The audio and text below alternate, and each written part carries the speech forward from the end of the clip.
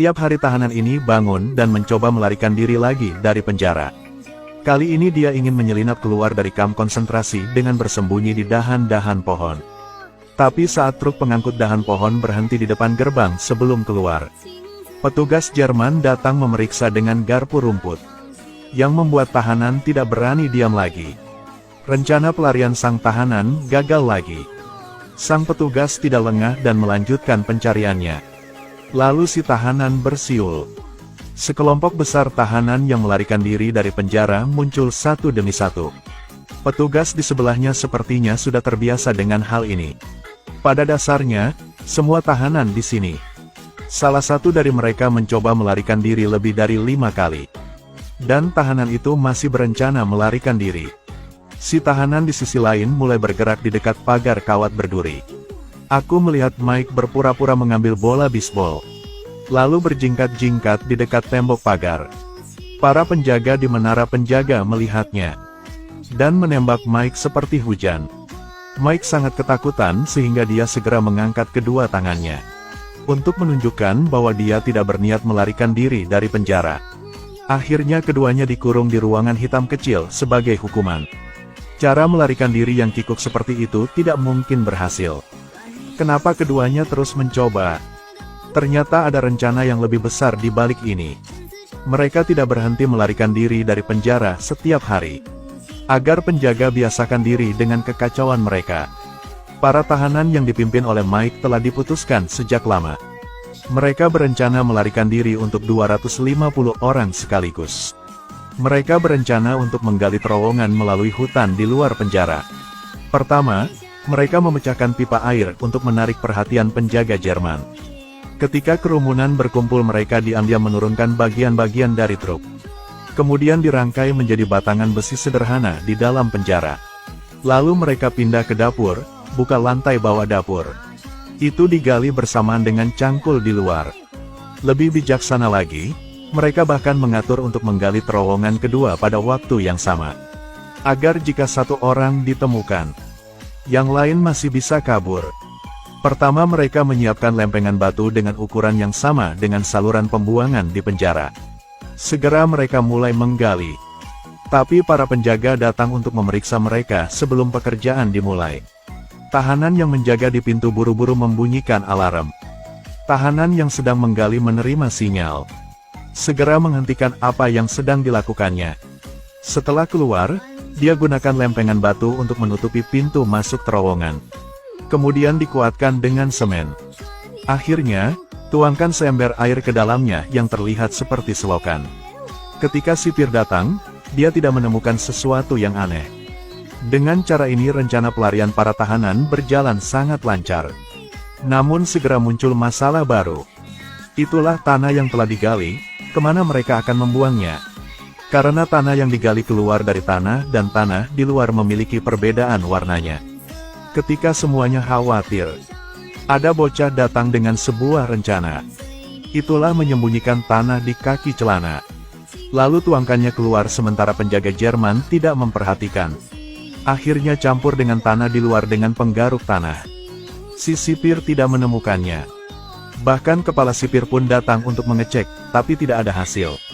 Ketika semua orang berpikir itu akan cepat, mereka dapat menggali terowongan dan keluar dari sini. Kecelakaan tak terduga terjadi. Terowongan itu runtuh. Para tahanan sedang menggali terowongan bawah tanah. Namun, karena terowongan tidak memiliki sistem pendukung, keruntuhan segera terjadi. Para tahanan mendengar gerakan itu dan bergegas menyelamatkan orang-orang yang terkubur. Untuk memecahkan masalah longsoran di dalam gua, para tahanan telah memindahkan beberapa papan. Apakah itu di langit-langit atau di belakang kabinet? Bahkan papan tempat tidur pun digunakan. Setelah diperbaiki dengan papan kayu, seluruh terowongan menjadi lebih kuat. Tahanan juga menggunakan troli kecil untuk melewatinya dengan cepat. Ketika terowongan digali lebih dalam, oksigen bawah tanah semakin menipis. Para tahanan mulai pusing dan lemas. Sesaat sebelum terus menggalinya, jadi teman sekamar mulai membuat perangkat ventilasi untuk mereka. Pertama dia menggunakan beberapa papan yang dibuang. Buat kotak ventilasi kain. Lalu buka tabung yang sudah jadi. Hubungkan mereka satu persatu untuk membuat pipa ventilasi. Melihat bahwa terowongan hampir selesai, semua orang mulai merencanakan apa yang harus dilakukan setelah melarikan diri. Untuk mencapai Amerika Serikat mereka harus memiliki kartu turis di Jerman. Jadi mereka mencuri dokumen keimigrasian. Mike berpura-pura memberikan hadiah kepada sipir. Dia berdesakan dan diam-diam mencuri dompet sang sipir. Lalu serahkan dokumen ke satu orang di penjara, agar dia menyalinnya untuk semua orang. Dan untuk melarikan diri dengan lebih mudah, mereka memanfaatkan kesempatan untuk belajar bahasa lokal. Untuk menghindari interogasi dari tentara Jerman setelah melarikan diri dan dianggap kurang pengetahuan, sang penjahit di penjara memberikan kepada semua orang pakaian untuk dipakai setelah melarikan diri. Jaket rompi semuanya sudah siap. Terowongan akan segera dibuka oleh para tahanan. Hari itu adalah hari kemerdekaan Amerika. Tahanan-tahanan itu membuat anggur kentang, lalu berkumpul di alun-alun untuk merayakan hari nasional. Ini akan menjadi hari terakhir mereka di sini. Tiba-tiba sipir mengambil kesempatan saat mereka tidak ada di ruangan, melakukan pemeriksaan di sel mereka. Tidak ada yang menemukan sesuatu yang mencurigakan. Tapi salah satu tentara Jerman tidak sengaja menumpahkan segelas air ke lantai. Dia lihat airnya cepat meresap. Ketahui bahwa kamp konsentrasi dirancang untuk mencegah pelarian, sehingga lantainya selalu dilapisi semen tebal, jadi tak meresap air. Sipir buru-buru melaporkan temuan ini ke kepala kamp. Kemudian petugas memanggil 2 orang untuk datang dan membereskan perabotannya. Angkat beberapa lantai semen yang kendur, sehingga mengungkapkan terowongan yang digali para tahanan. Suasana gembira di alun-alun pun langsung pecah. Tentara Jerman mengirim sejumlah besar penjaga dan segera mengepung sel. Sang prajurit yang kabur awalnya merasa kejadian ini tidak bisa diterima. Jadi dia bergegas ke pagar dan mencoba memanjat keluar. Akhirnya dia ditembak mati oleh tentara Jerman di menara penjaga. Semuanya merasa kasihan. Tapi untungnya mereka telah memperkirakan sebelumnya bahwa tentara Jerman akan mengetahuinya. Jadi mereka menggali terowongan kedua sebagai cadangan. Sekarang, tinggal sehari lagi di sini adalah ambil resiko lagi. Semuanya memutuskan untuk pergi malam itu. Tahanan-tahanan di kamp konsentrasi Jerman aksi bersama-sama di malam hari. Hindari lampu dan menyelinap ke kamar mandi. Ini jalan keluar yang mereka persiapkan sebelumnya.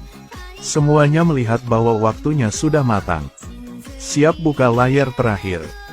Para tentara berencana menggali terowongan ke dalam hutan. Melihat tanah berumput di atas, rasa percaya diri mereka meningkat pesat. Tapi saat menjulurkan kepala keluar, mereka baru tahu mereka salah menghitung jarak. Gua mereka masih jauh dari hutan sejarak pendek lagi.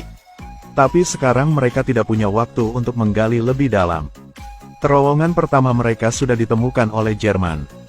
Jika terowongan ini juga ditemukan, mereka tidak akan pernah punya kesempatan untuk melarikan diri. Jadi mereka memutuskan untuk masuk. Mike bertanggung jawab sebagai orang pertama. Dia membawa tali ke dalam hutan. Sejak itu bersembunyi di hutan dan mengamati pergerakan para penjaga. Dia akan menarik tali untuk menunjukkan keamanan saat sipir tidak menyadarinya. Dengan gitu, mereka keluar dari terowongan dan bersembunyi di hutan satu persatu. Segera setelah itu, terjadi pemadaman listrik di kamp konsentrasi.